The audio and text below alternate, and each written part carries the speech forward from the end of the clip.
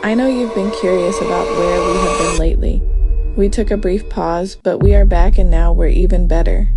Give us a shout at Talk Mom to Me podcast, a secure platform for moms to openly share their incredible stories. Let's not wait any longer. Let's get started.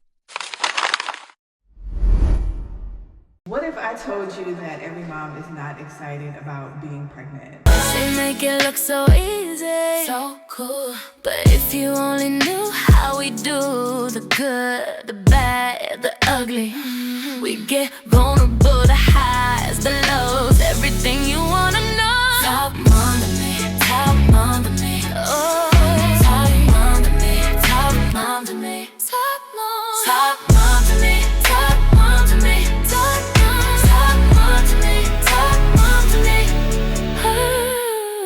Welcome back to another episode of Talk Mom to Me. I have the beautiful Jodie here with me today, and she's going to share her story about the fear, the nervousness, and getting prepared for her babies to get here. So Jodie, welcome. Thank you. Thank you so much for being here. Thank you for traveling to get here to me. I love to be here. We'll start off. Tell me a little bit about yourself. Tell the people who you are, where you're from. I'm Jodie. I'm from Louisiana. I'm mother of 3, twin girls and a 20-year-old son. I am married. I'm a veteran. Yeah. I did almost 24 years in the Air Force. It's been that long? Yeah. Oh, wow. Okay. And now I'm retired. Yeah. What's retired like? Lovely. Yeah. I do a lot of traveling, as you know. My day is what I make it. Yeah. So if I feel like doing something, I do, and if I don't, I don't. Yeah. What's been your favorite place so far? My newest travel, which was Hong Kong. Okay. It used to be Dubai, it used to be Germany, but now Hong Kong is the spot. Yeah. I know we talked about it for a little bit before we started, so I'm excited. I want to go one day. Like I was telling you, my brother, he's in Japan. So he said he's having the time of his life. Yeah, it's just that getting there, that's the hardest part because the flight is so long. Okay. But once you're there, you will not regret it. Yeah. Who was Jodie before having kids? Jodie was a person who wanted to be a nun, believe it or not. Really? Yeah. Let's pause there. What made you even go that route? I now know. Okay. It wasn't even about religion. Mm-hmm.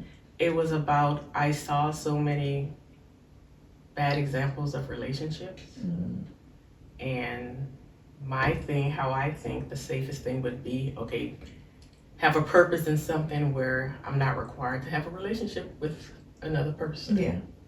And but that didn't last long. Once I left home, I completely understand.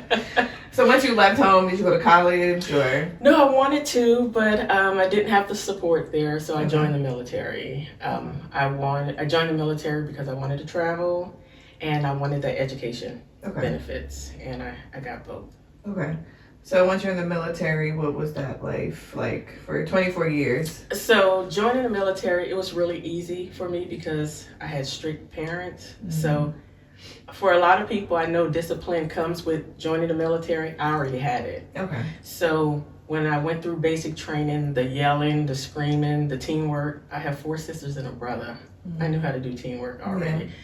Strict parents, mom, if she yelled, I learned how to kind of check out during the yelling, but still, get the message, but do what she wants me to do, and that's it. But so it wasn't a big challenge for me at all. Yeah, but would you recommend, kids today to join the military or? If you feel like you don't have any other options, in which I did feel that way, and I also had a very strong desire to travel, do it. But if you can be disciplined and pay for college, I would say go that route. Yeah. Because that's the route that I've taken or we've taken with our kids. Gotcha. Okay.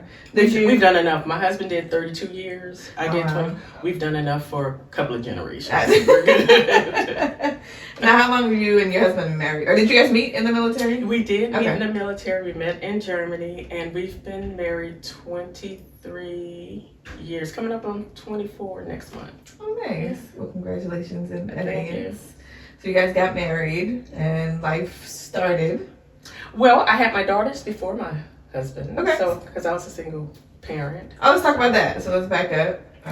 Joined the military at 18. Got pregnant at 20. Okay.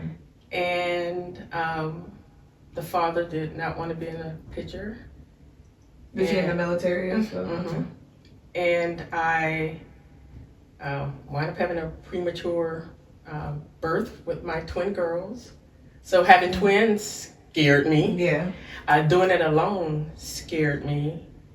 Being 20 scared me. But I wouldn't change it. Well, I guess if I had the chance to still have my daughters exactly how they were, just a different man, I would be good. Yeah.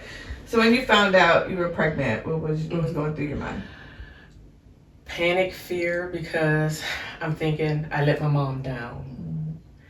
You and your mom have a close relationship? We were when I was young, but then teenage years, I now know her fear with having daughters. Mm-hmm. That was something scary for her, so she got really strict with us. My stepfather, who I call my father, he died 3 months before the girls were born. Oh, wow.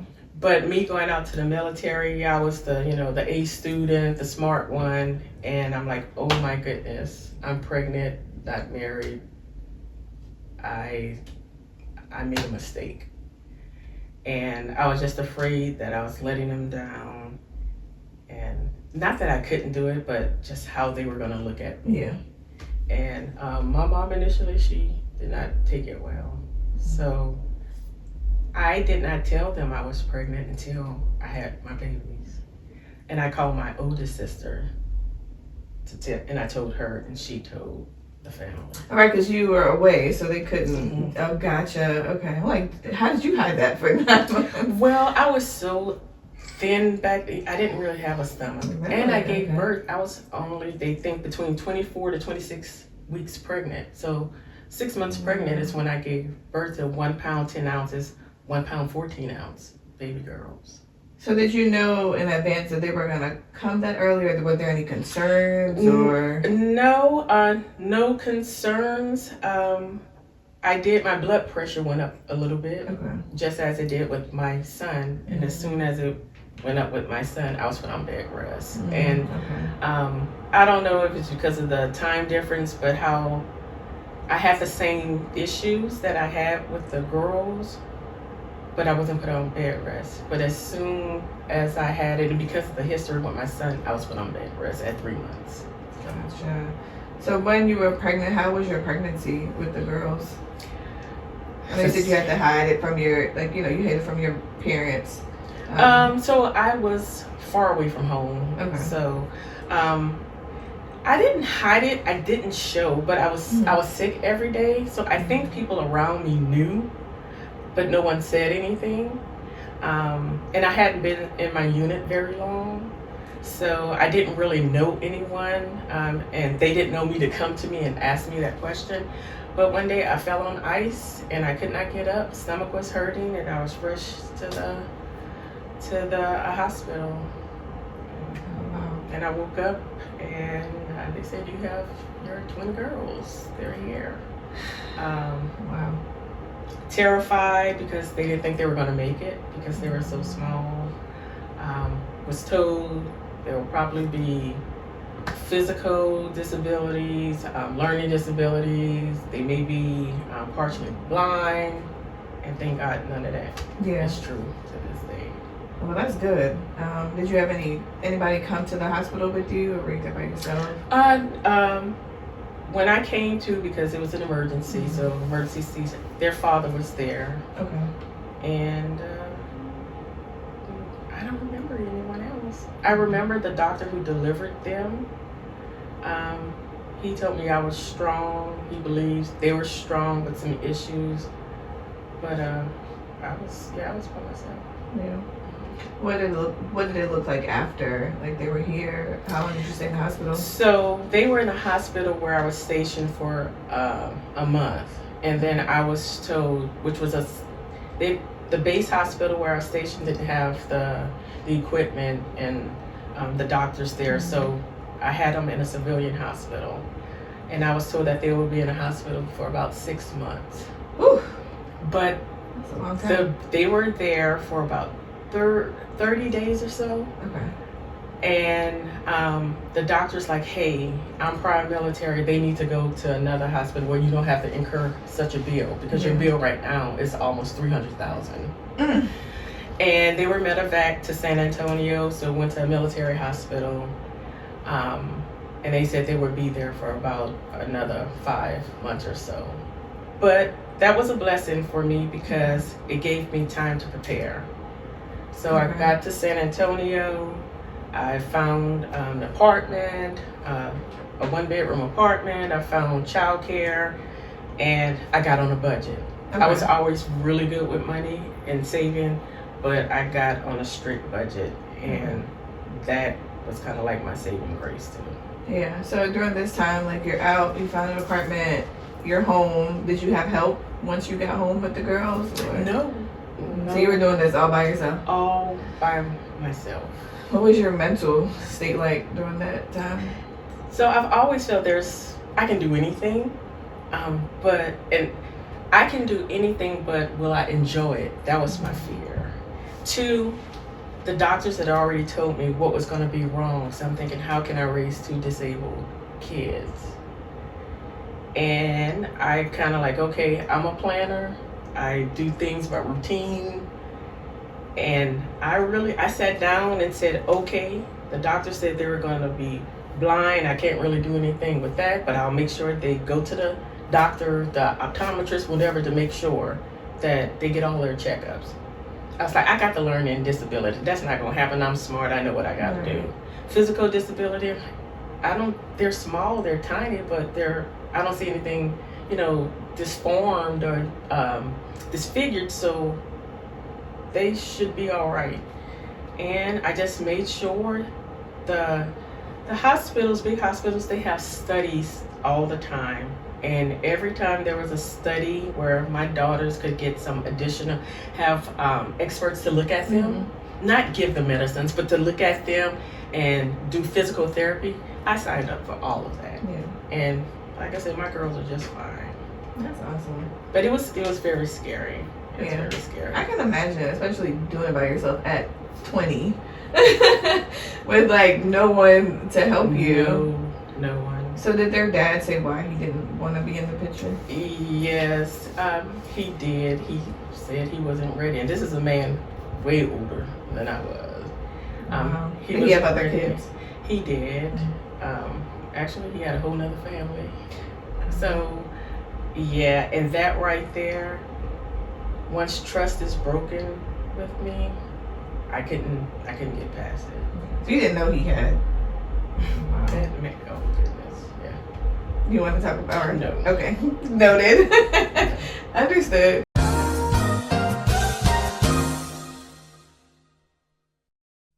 But now you're doing the thing. Like years past, the girls are thriving. They are thriving. Okay. So again, I'm a planner.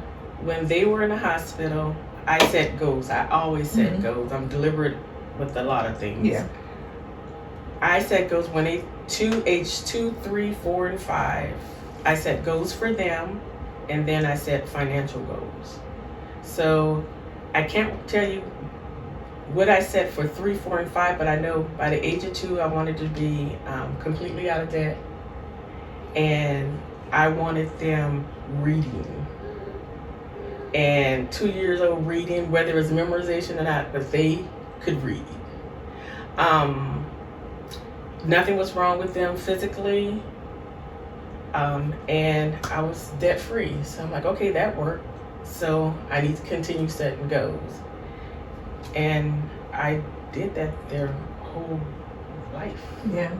With the reading, how did you, like, what plan did you come up with to, like, help them? So what I would do is go to the library. They had the workbooks. I just make copies of books, pages, and stuff. Yeah, flashcards. I did that all the time. Okay. In the car, flashcards all the time. Whenever we're waiting for all of these appointments that they were going to, we're reading.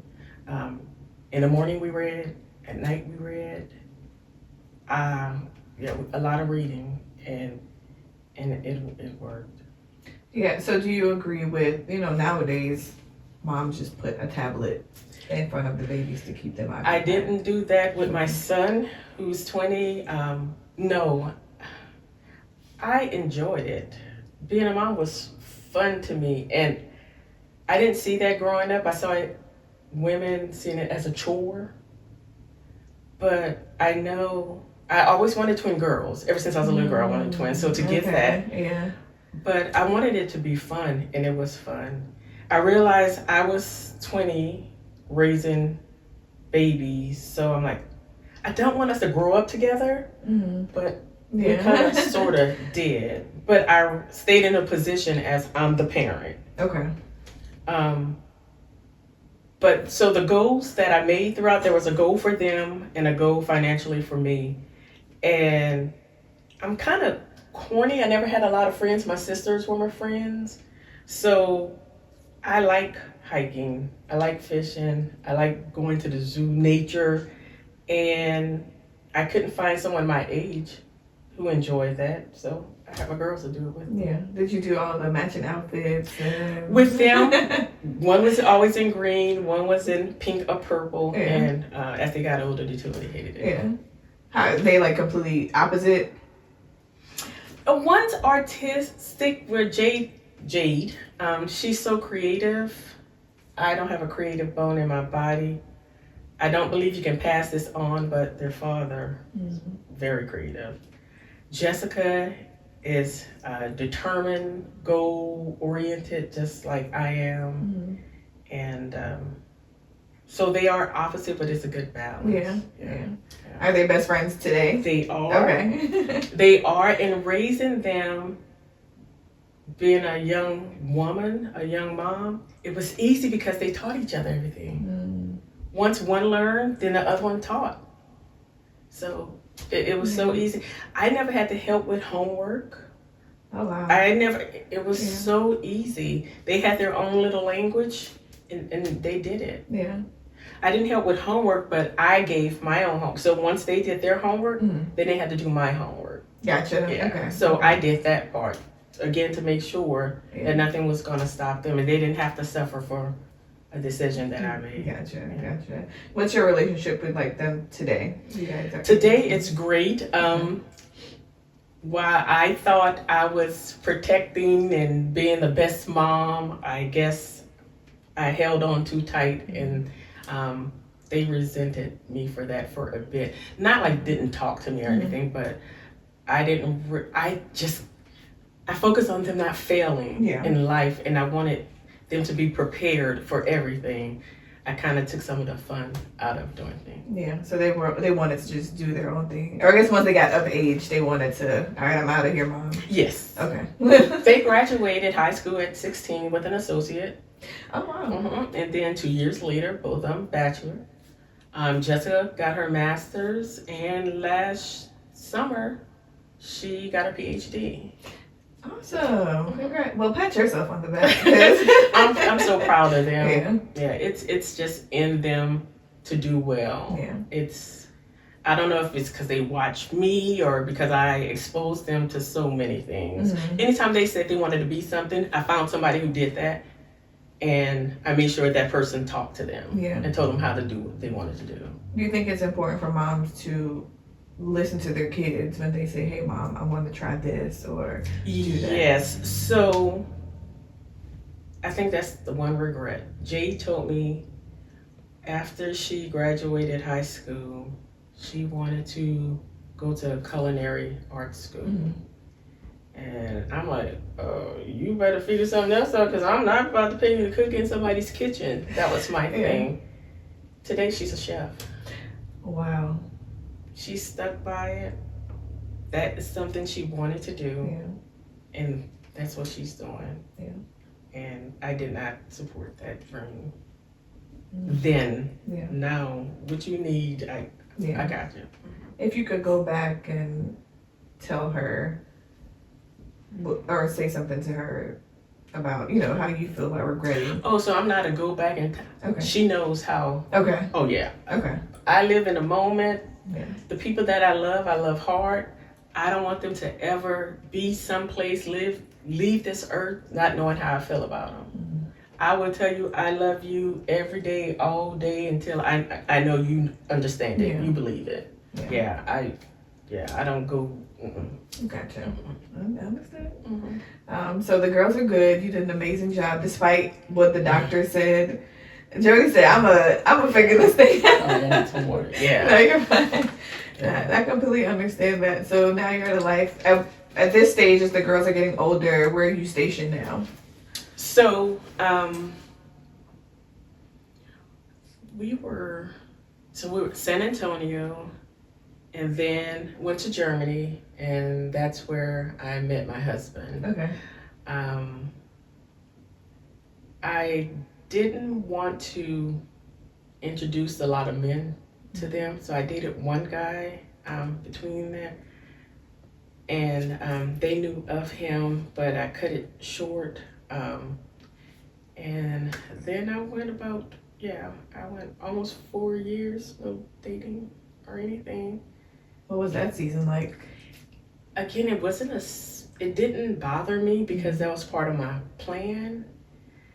And when you have so many other single parents, women around you, and you hear their horror stories, I'm like, I'm good. Yeah. Yeah. And then I met my husband. Okay. Yeah. How was that? How did you guys meet? So you met in Germany. Were you guys out somewhere, or? No, we were in Germany. He was just coming to the unit, and I was with a girlfriend. I saw him, didn't think anything about it. I had coached the men's basketball team, and he sent out an email saying, "Hey, come support the flag football team," or whatever. And I was like, "Oh, okay." I can't remember. He sent out an email, and I asked him something about it. And when he responded, this is the corny, goofy me. So I had guys, of course, hitting on me all the time, and I'm getting emails back then. But they're like all lowercase, no punctuation, no subject, verb, none of that stuff. And I'm like, nah, his was perfect. She said, that's the one right there. Oh, that's so crazy. Oh my goodness, girl, I'm telling you. And then it's like, okay, let me try this again. Responded, and it was perfect. And I'm like, oh, okay, yeah. So then he invited me out to dinner. We went to dinner. First date, technically, outside was Barcelona. He's like, "You want to go to Barcelona?" I'm like, somebody who wants to travel too? Yeah. Well, that's awesome. And the rest is history. So did you know pretty soon that, like, hey, this is going to be my husband? No. Okay. Okay, don't hate me, sweetie. So, I enjoyed being with him, but so I don't swear, curse, all of this stuff, and he would sometimes, and I was like, I can't have that around with girls. So until you get that out your vocabulary, then I'll introduce you to them. And it took a while, but then he did it, and I feel like men, once they want something, they'll make the necessary changes. He would. I was going to school at the time. I don't think he had ever taken a college class, and I told him about a class I had just enrolled in, and sure enough, I go the next day and he's in a class. Now, where's he originally from? Houston. Okay. Oh, okay. Now it makes sense. Okay. Got it. So you guys are in Germany. Do you guys get married in Germany, or do you? No, because it's like I was stuck on a time. And we enjoyed each other, but we hadn't talked about being married. And it was time for both of us to PCS. And I wasn't going to marry just because we're going to be stationed somewhere differently. So I'm like, I don't do long distance. You're an attractive guy. I know you're going to have him out there. You go for it. And we just enjoyed the rest of our time we were there. But then maybe 8 months later, so we reconnected, called, and I was stationed someplace and he was stationed someplace, and we realized we wanted to be together. And we got married, and we wanted to have a baby right off, and it happened pretty quickly. We got our boy. Yeah. So tell me about your son.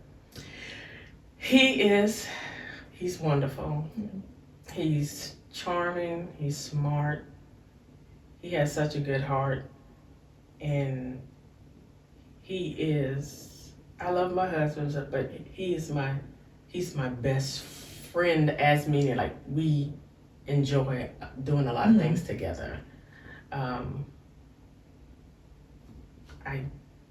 He's just a wonderful person. Yeah. He really is. Was this pregnancy completely different from? Yes, one, because I had a man who wanted to be there. Two, this is my husband's first child. Oh, so okay. that was fun.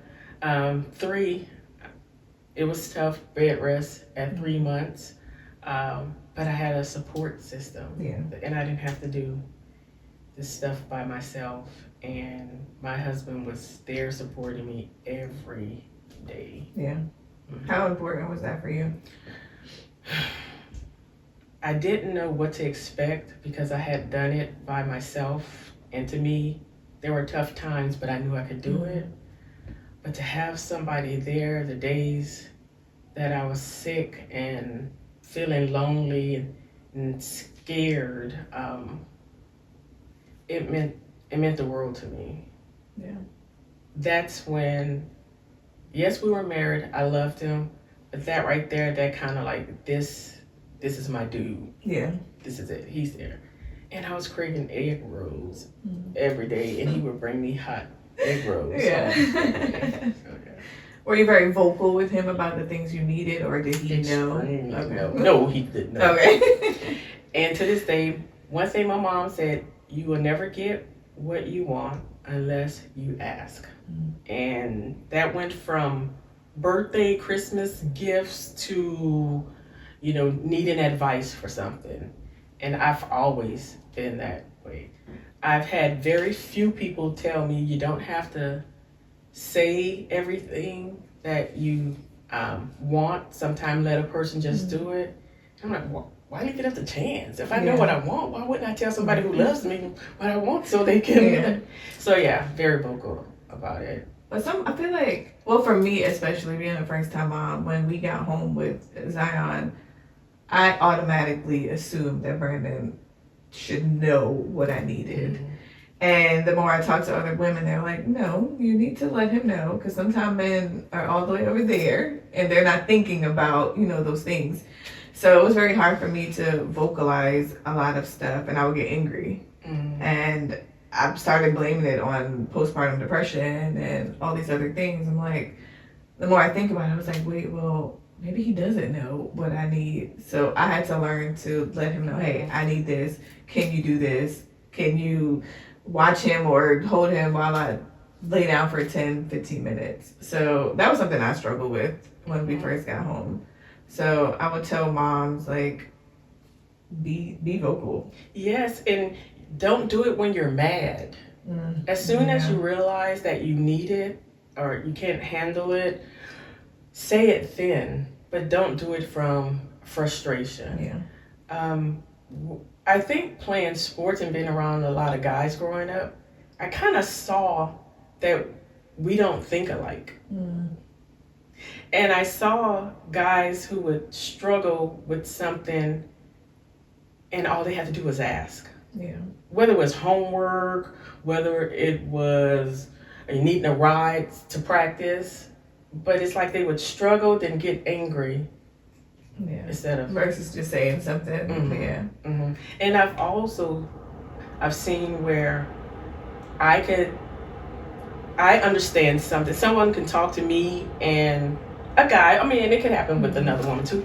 But I've seen where I interpreted one way and then he interpreted a completely different way. And I'm like, were we listening to the same person? And it's not that he was wrong. He just interpreted different, and I didn't focus on what he focused on. Yeah, that makes sense. And the more that, we're growing in our relationship, I'm learning that communication is important. Oh, it is. And I feel like once that clicked for me and him, our relationship has just been way better. And I'm like, the frustration is going to come regardless. But it's like, once we have that conversation and we let each other know how we feel, then it's smooth sailing after that. But do you feel like once your son got here, what was that birth journey for you in the hospital? Did he come early or? He came about a month early. Okay. Well, no, it wasn't a month. Maybe about 2 weeks early. I went in for a checkup, and it's like, hey, we're going to keep you. And I was like, no, I'm not ready. But that phone call to my husband, and he's like, okay, he took care of the girls, he took care of the dog, he took care of everything. And all I had to do was, give birth. Yeah. And I told him, when I give birth, I need you to follow him. I need you to watch these people with my baby, make sure I get the right baby, don't leave me. But soon as I gave birth, I'm like, don't leave me. And he's like, I don't know, you told me. But I didn't have to do a thing. It was all taken care of. And my mom came. That time, okay. Okay. So it sounds like this go around was completely different. We're in a much better space. You had the support system. So once you got home, did he do mostly everything? Did you get to relax? And yeah, so I had a C-section, and so I did get to relax, and he just kind of like tell me what to do, and I'll do it. And I mean, we're in our 30s, so he never had a kid, so I really had to tell him what to do. And but I had to work on. I didn't fix it at this time, but when he did it, he didn't do it my way. So, but my way was, but it was for things like I didn't want to lay my son down with a bottle. I wanted his head propped up because I know ear infections happen that way, and a lot of people don't. Kids need tubes because of the fluid that goes if you're giving a baby a bottle while they're laying. Things like that I knew about. He didn't know that, nor did I say it. I would say, hey, just prop his head up. One time, he's like, sleep, just sleep. I'd go check on them, and I walk into the nursery and I see them, and he's in my glider. But my baby head is off to the side somewhere. And I'm like, go to bed, I got him. She's like, no. I'm like, no, I got him. And I should have just let him have him. I just should have adjusted the head. Yeah. But yeah, just little things like that. But he's been there. He did a whole lot more than I ever thought because I had nothing else to measure against. So, when I said let's talk about that, I'm getting better with it now, but if it was the same way, I need you to do it this way. The bottles, don't use that one. Use the glass one. It needs 3 scoops, not 4. And I struggle with that. I would say the first, Zion's 8 months now? I struggle with that maybe the first 7 months. That's what I'm saying. I didn't make the change because I was stuck into it. Because I was looking at it as if I can I don't like to take a lot of risk. So my thing, I look at anything. I don't care. You tell me to do something, I'm going to look at it, I'm going to assess it, and I am going to come out with the best way to do it so we don't have other issues. Right, yeah. And he didn't like that. And I get it now. I get it. But I was just trying to make it because I can be a control freak. Because every time our son was sick, then that was my job. I wanted to take care of him. So I'm trying to avoid him not getting sick, not having that earache. So just do it my way and we can avoid it. Yeah. What would you tell moms that are struggling with that is it control? Is it what? It is. Okay. I think it's control. Okay. So I have nothing to tell him because it's a baby and a baby can't talk and speak, and I'm like, just let your partner know you're not doing it. You're not trying to be mean. Yeah. You're not trying to cause harm to the relationship. Yeah. Just bear with you a little bit until they gain the trust or you kind of release a little control. Mm-hmm. But a baby can't speak. A baby doesn't know what it needs, and a first-time father, he didn't know. That's so. Yes, it was wrong, but would I tell them don't do it? No, because I think I probably would do it again when I become a grandparent, and if I see something that may harm the child or cause an issue, I'm going to say something about it. So I think too, from listening to you, maybe tell them why you're saying, hey, prop its head up, because if you do it this way, this might cause such and such. Maybe they might be a little bit more understanding. I think that could happen. Okay. But I think with having a new baby, you're tired, you're frustrated. I don't know if they would actually hear it. Yeah. I mean, maybe some would. But yeah. Did you ever go through postpartum depression with any of your pregnancies? No. That's good. Okay. When I hear women talk about it, I am so blessed that I didn't go through it. Yeah. I wouldn't say it was postpartum depression for me. I think it was more of just being tired. Mm-hmm. I did have a moment where I cried about every little thing. Yeah, I think that's the hormones trying to get back into it. Yeah, I don't consider that postpartum where I don't want to be around them or I feel gloom and doom. I didn't feel, even at 20, I didn't feel any of that. Yeah. Being a mother, how did that change you?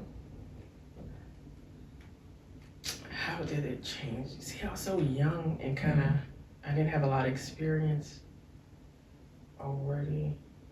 No.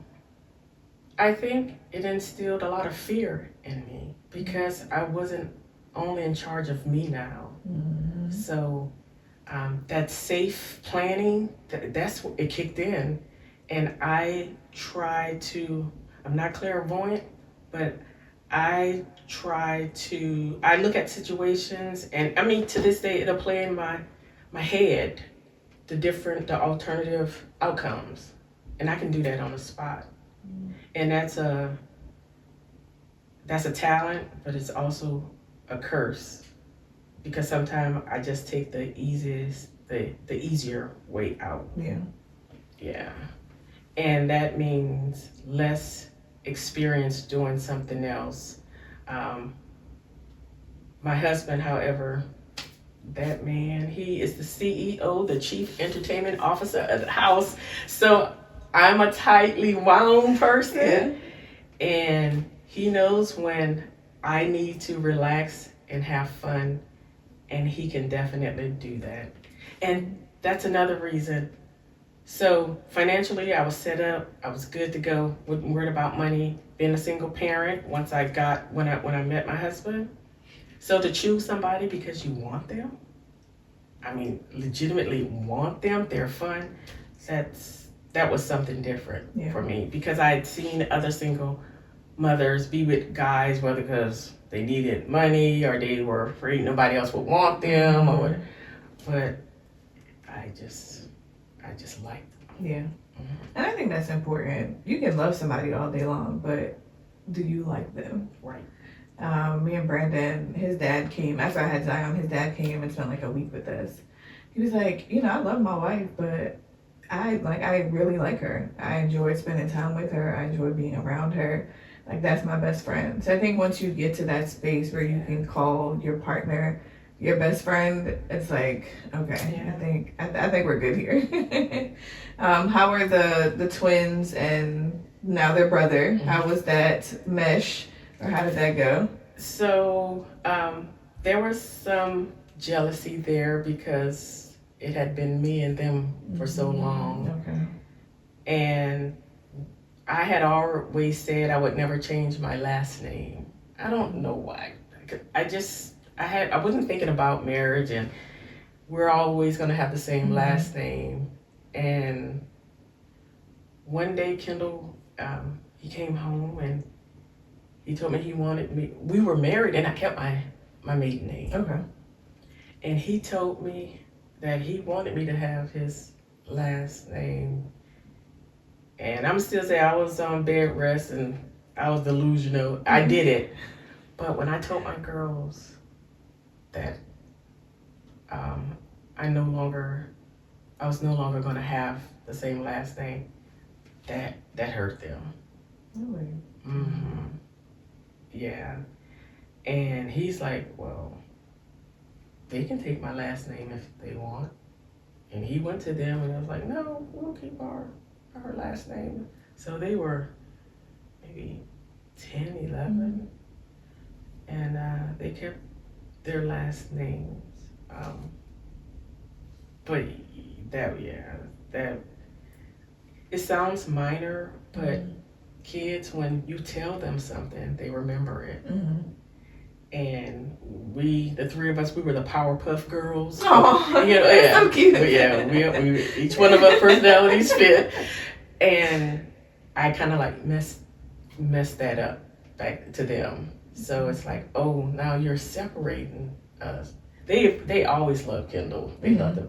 But when I did that, it's like, oh, now there's division. You're pregnant, and now you're separating us. You no longer have the same last name, and now a new baby is coming too. Yeah. How did you deal with that? I let them know that it wasn't going to change, but how I said that, but I changed my last name. So I think they didn't know what to expect, but they saw that it didn't change. But they held that for a very long time. For a very long time. How was their relationship with their brother? Like once he's here? They were fine growing up, but when he was younger, baby, fine. But they never, because the age gap, it's so.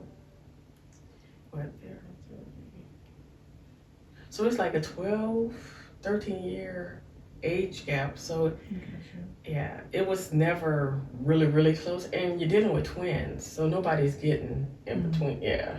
Between that anyway. And I raised them to be really close with each other, just as I was with my sisters. And they are to this day, and I love that. Sometimes I felt like the outsider with my girls, even though every month I made sure, hey, I spent time with Jade, spent time with Jessica. Menstrual cycles, hey, I'm pulling you out of school. I wanted to know them individually.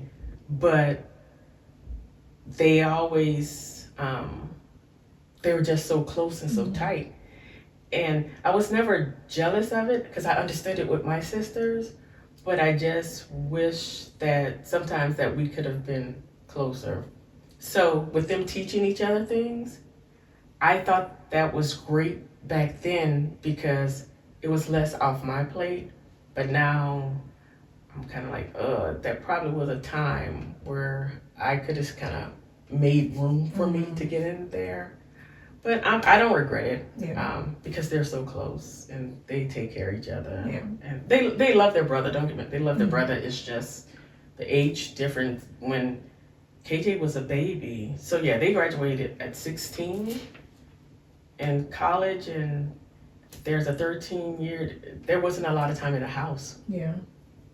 So how did he do, I guess technically being by himself?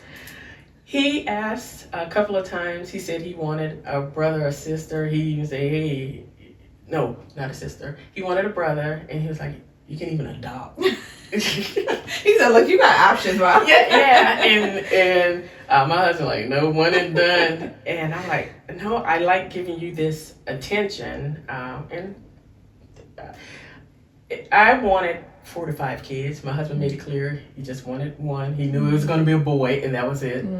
And that was, yeah. So his friends became really close to him. They became very important to him.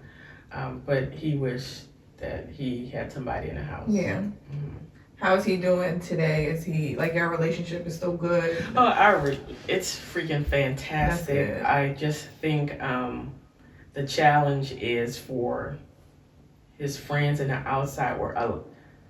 A lot of people from whether it's broken homes or families who aren't close, I think they don't understand how you can like your parent while you're young, while you're transitioning into adulthood.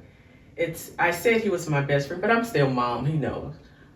But we enjoy each other. Yeah. Again, it just happened. It's just that way. And I think he struggles hearing from his peers that you have a good time with your mom. Yeah. And I just think that's the saddest thing ever. Yeah. And it's like I hear a lot of moms like they'll talk about being a boy mom. It's like the best thing ever. And I have certain friends that, you know, their sons are so close with them. I don't see nothing wrong with that dynamic. Like a boy needs that love, that nurturing, like he needs his mom. I honestly don't see nothing wrong with it. I don't see anything wrong with it. I'm not a helicopter mom. I never wanted to, when he gets married, he'll know, he sees how his dad treats me. That's how he should treat his wife. Should never be any competition. Being a boy, I don't even know it's that. I just think I learned from my girls, and when they told me, so we took a trip to Italy, and pretty much they let me know everything that I did wrong while we were in Italy, having a great time and stuff.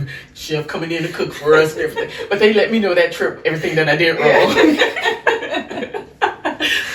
And I heard it, and that was their truth. Yeah. Because everything that they said, I did it, but when they were saying it, I didn't see what was wrong, what they were saying. But I know I let fear guide me. So to protect them. Yeah. And they didn't like that restraint. They didn't like me doing that. And they let me know, and I heard it. And I made sure I didn't do it with KJ. What were some of the things that they mentioned? Just not letting them go to sleepovers. My mom, she never let us sleep over with anyone. Her thing was, well, she didn't even let anybody else sleep over. She was just, bad things happen in the world, and it's not going to happen on my watch. So if there's anything I can do, I guess you're not going to do a sleepover, because nobody's going to do that to you. At sleepovers, I'm not a name brand luxury girl. I got the money. Yeah. I'm not gonna put them in $1,000 outfit because all of their friends have $1,000 outfit. I'm like, no. When you turn 16, you got a car. When you graduated from high school, you got several $1,000s. When you graduated from college, you got several $1,000s. When you turn 60, you gonna get that's. So again, I'm planning that. I didn't spend my money the way that their friends. They didn't get a phone until 16, and they shared a phone their senior year. Okay. Because they got part-time jobs. So I didn't want them hooked on phones. I didn't want them to be exposed to, and they were still exposed to it from other kids. There was no reason. You don't have a car. You're going to school every day. If you're not at school, you're at home. What you need Right. Why do you need 2 cell phones? My husband convinced me to get the 1 cell phone for him.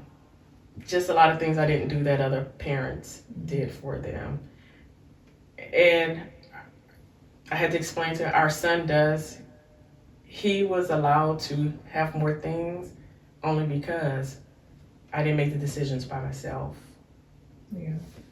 So we never had a game, PlayStations, and I wasn't buying any of that. But when I got married, they got the dynamic is different now. Yeah, and he played it with them, and that was fine. But then it was like you could only play it on weekends. Okay. because you still got Yeah. homework to do and chores to do and family time. Family time is so important. There are no phones. You're not gaming in your room.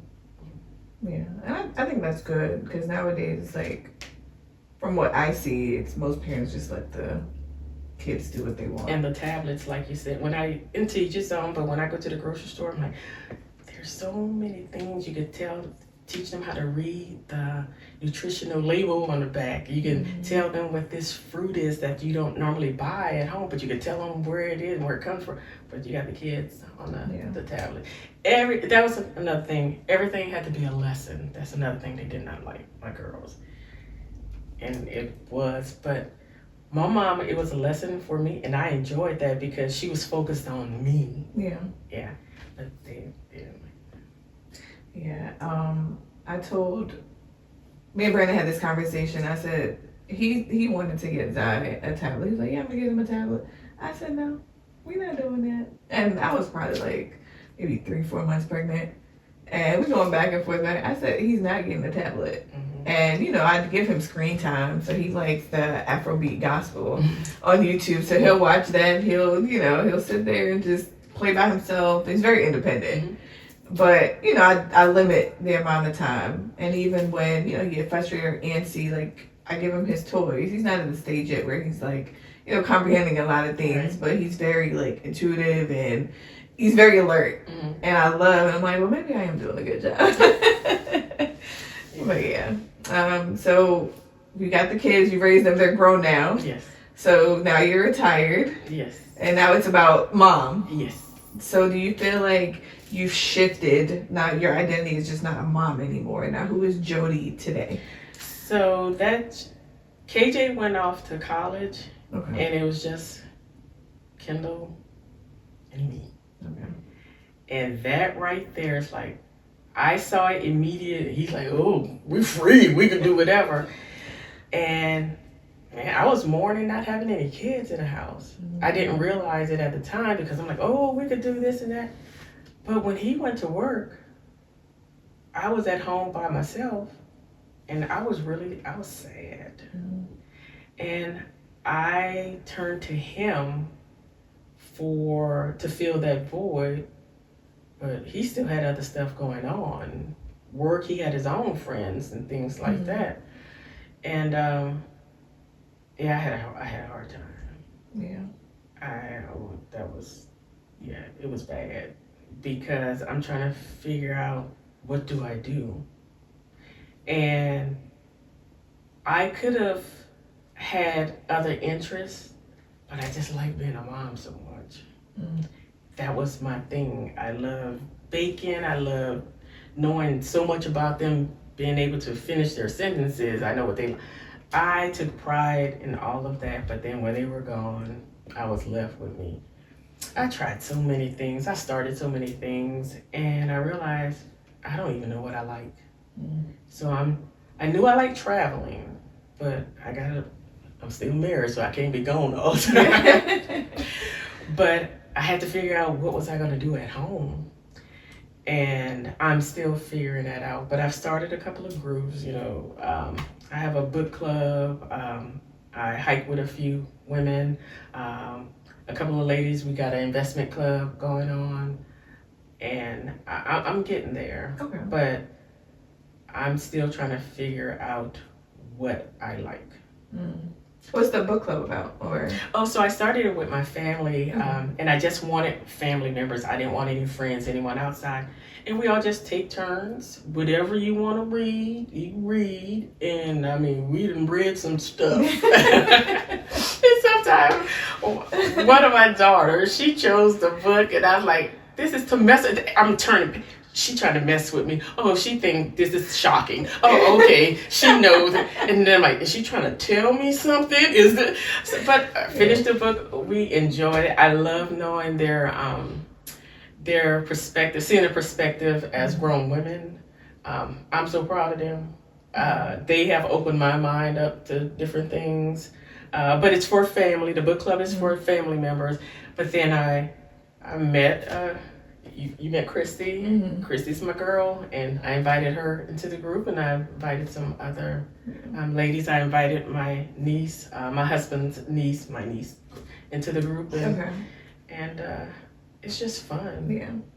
But it sounds like your daughters are still involved, so you still have the, you know, have that still going with them. Yeah. Do they come over often? So Jessica just moved to, well, not just, several months ago, moved to North Carolina, so her job's there. But Jade didn't come over last week, and I'm telling him, like, hey, Jade, I thought you were I thought I would see you on Friday. But, yeah, Jade, yeah, she's moving to North Carolina in a couple of weeks, so she'll be with her sister. How do you feel about her moving? Well, I guess that's not too far. It's like, what, a 4-hour drive? Yeah, well, actually, it's like less than 3 to get to Durham. Mm-hmm. Okay. So now the kids are gone. Your son is still home. He is home. Yeah. And then you and your husband, you guys travel a lot together? So he still works. Okay. But no, we try to get in at least 3 trips a year together, and it's fun. We did Hong Kong because we try to ring in the new year in a different country. Okay. And going to the Kentucky Derby. Nice. In May. And we're planning on, we want to take the entire family to Africa to ring in the new year, do safari and all that stuff. Nice. So working with the girls trying to get the time off and stuff. But we'll probably do the south of France towards September, October, my husband and I. Okay. Did you travel a lot with the kids? Yeah. Okay. And they have the bug. They love it. Yeah. Mm-hmm. You think it's important for parents to travel with their kids at a young age, right? So they can experience more? So, I don't know. I have learned, I used to say, in the past, I would say yes. Okay. But not everybody loves traveling. So, it's up to what you like. Did it. They all loved it. And I'm not cheap, but I do things on a budget. But every trip I make sure I splurge, we do something big that I like to do. But I think if you plan it out, you can do it. Yeah.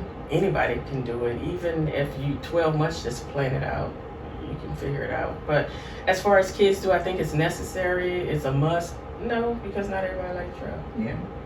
I feel like with Zai, because I didn't get to experience traveling at a young age, even though I was born and raised in Guyana and traveling to come to the States back and forth because my mom was still there. I mean, I really didn't consider that like vacation, but I want him to experience or have that experience where I can take him to Disney World or wherever, because I didn't get that as a kid. I didn't get it either. Yeah.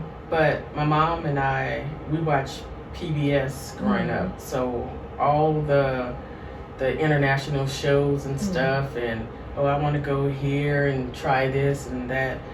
I've done it all. Yeah, I've hit them all. I think with kids, they see that there's another way of life besides the U.S., and I think they have taken those lessons and those experiences, and I think that's why they are successful in their lives now. And they see that what's popping here, what's normal, what looks like success in the U.S., it doesn't look like that in Germany. It doesn't look like that in Dubai. It doesn't, it's completely different. And they can kind of like measure that up to their friends or whomever they're surrounding, and they can make a decision. But peer pressure is something that I never fell for it. Succumb, however you want to see it. And my girls, no peer pressure either. Nobody can make them do anything. Or if you're doing something that's good for you, but if that's not what I want to do, they have no problem saying, yeah, that's not my thing. Yeah. Today, with how things are going with the economy, is there anything out there that you would recommend, parents to start for their kids? Yes. So I don't know if I can say, I'm not a fan of our president, but there are 2 things that I agree with him. One, he said every American should invest. I've been doing it since I'm 19. I knew my goal, again, that I would be retired by the age of 50. I hit that goal at 42.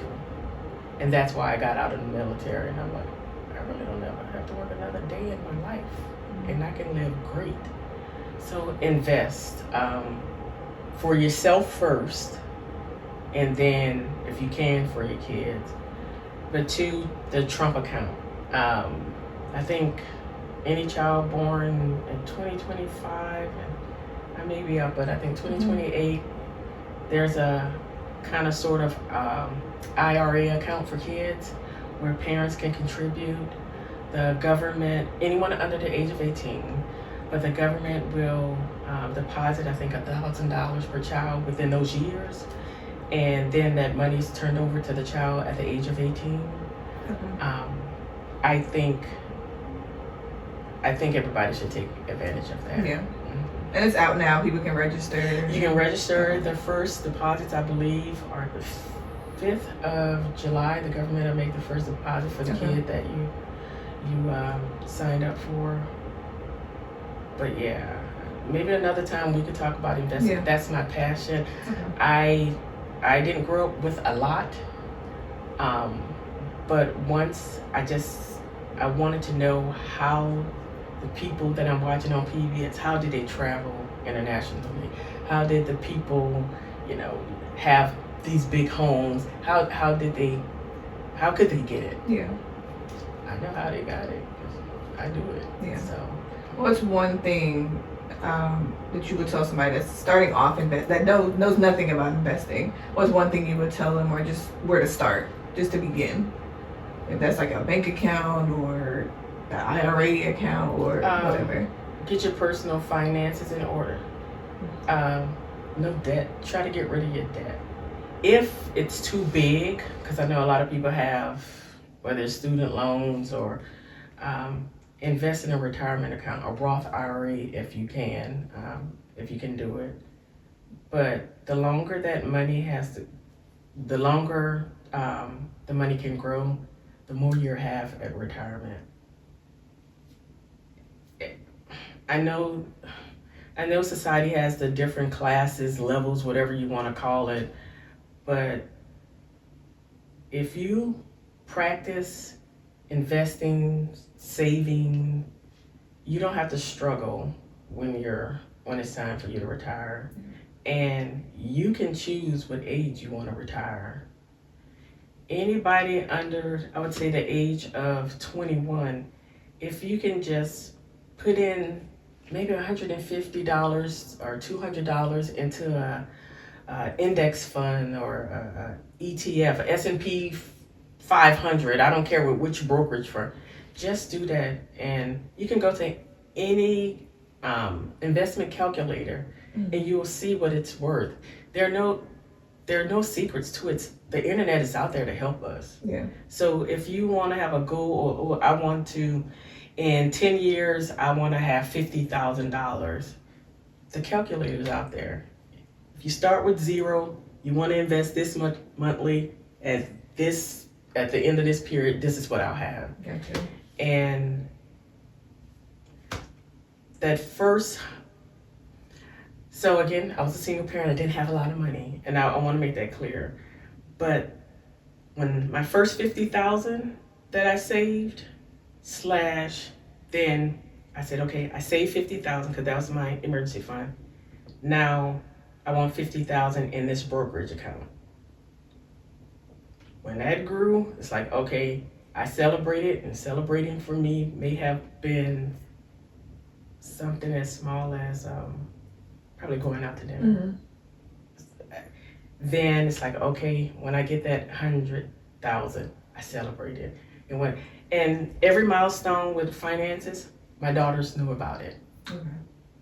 And then when my son came along, he knew about it. I let them know. I let them see it.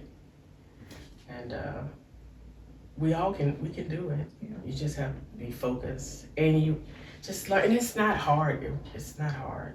Especially with AI, it's really not hard. Yeah. But the S&P 500 is something, I would tell anybody, Vanguard has one, Fidelity, Schwab, no matter who you go, they have S&P 500 ETF that you can start. And if that's ETFs, because they're kind of expensive because they don't have a lot of the management fees, you can do a mutual fund, Okay.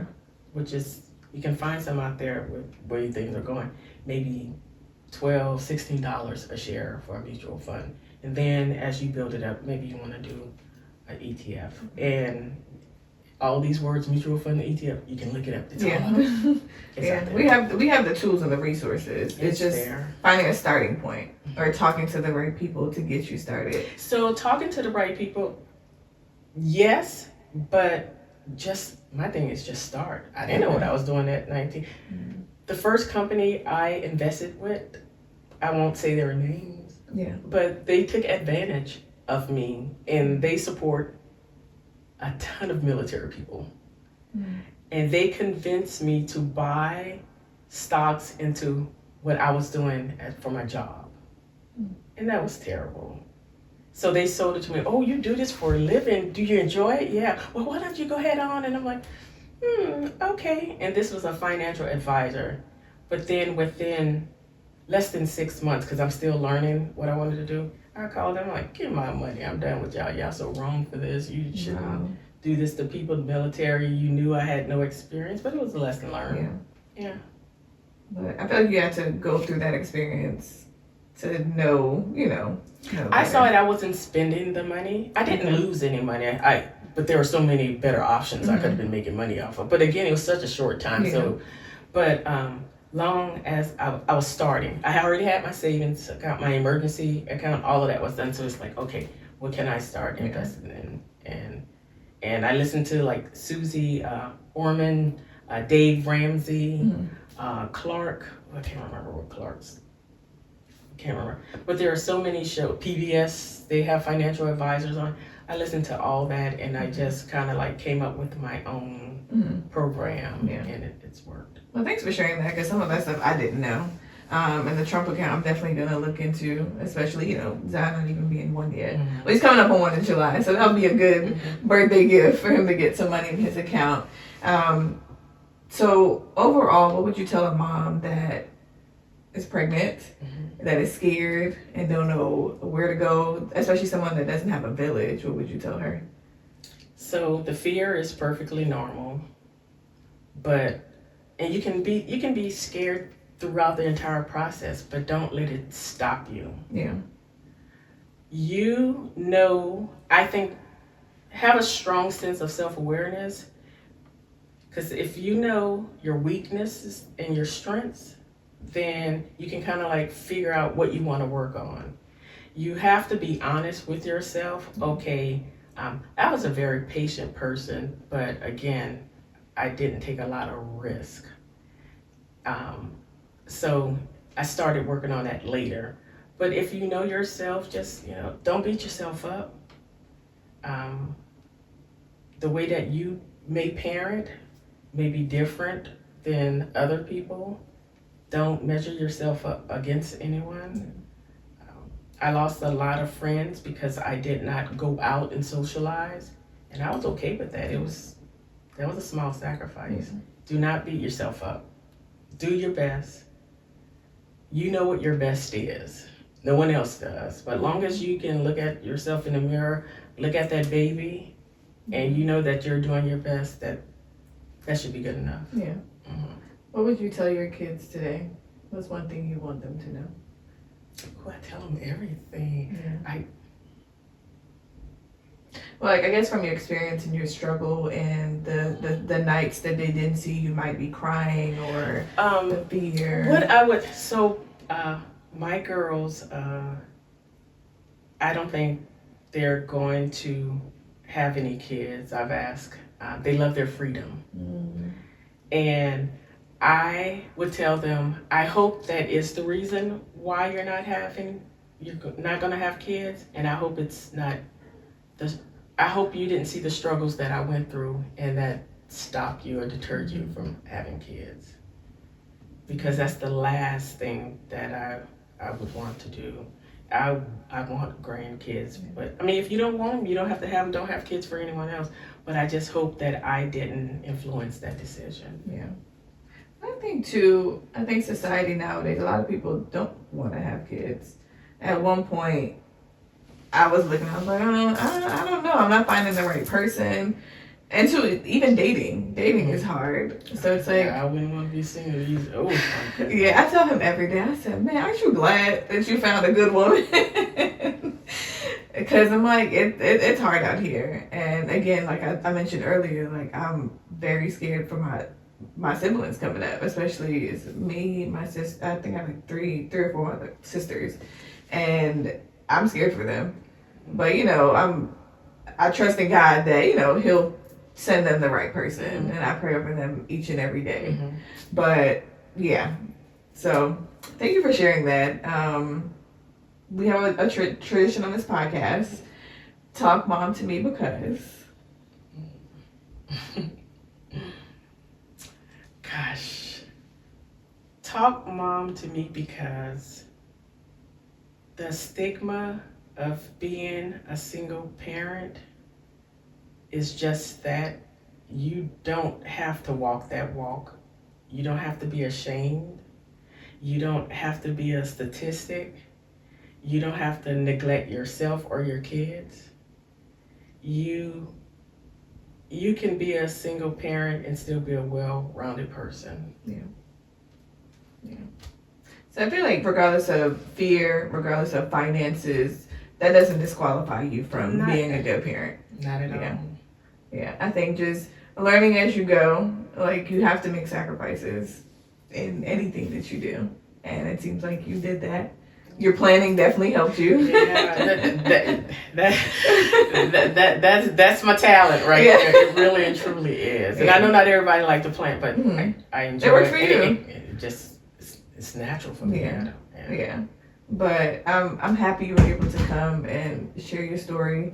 I truly hope this touches another mom. I hope so too. Yeah, I hope it helps them, especially with the investing. I think that's a great start, and we all should do it.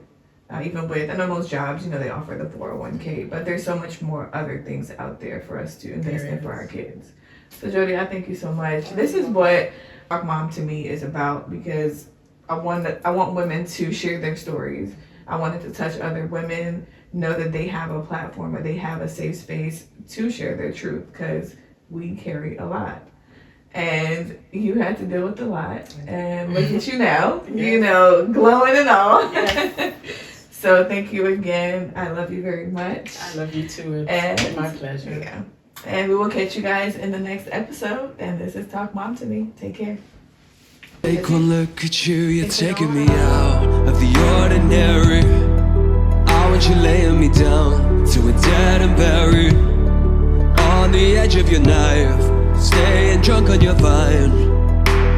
The angels up in the clouds are jealous knowing we found something so out of the ordinary.